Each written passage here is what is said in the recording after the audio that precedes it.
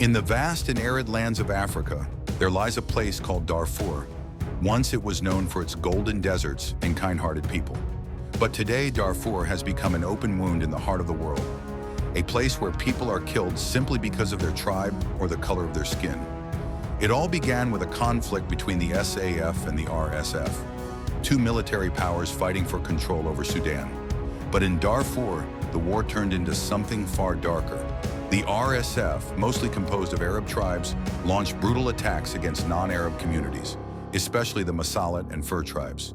Homes were burned, mosques were destroyed, and entire villages were wiped off the map. Within days, thousands were massacred. Men were separated and executed before their families. Women were systematically raped, not only to wound their bodies, but to shatter the dignity of their entire people.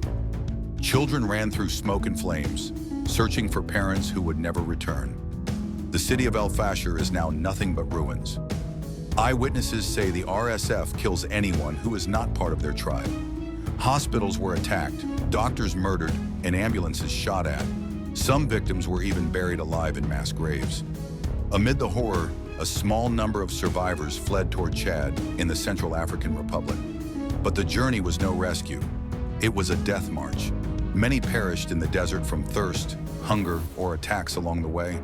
Those who survived now live in overcrowded refugee camps, with no food, no medicine, and no future.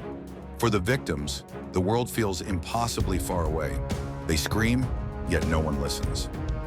International aid is blocked, humanitarian convoys looted, and even the United Nations is forced to withdraw. There is no law, no justice, only power and guns.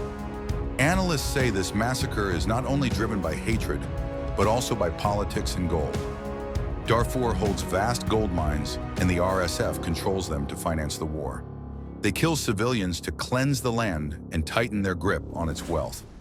Violence has turned into a business of blood. Yet amid despair, courage still survives. A teacher hides children inside caves to save them.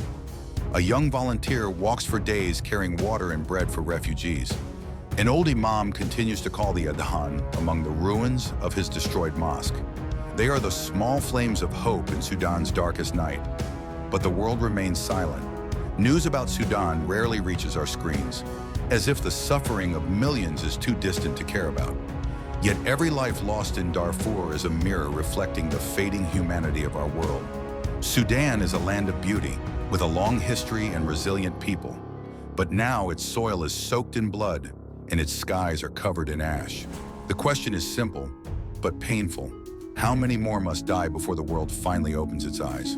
This is Darfur, where human cries are drowned by the sound of gunfire. A war forgotten by many, but one we must never forget.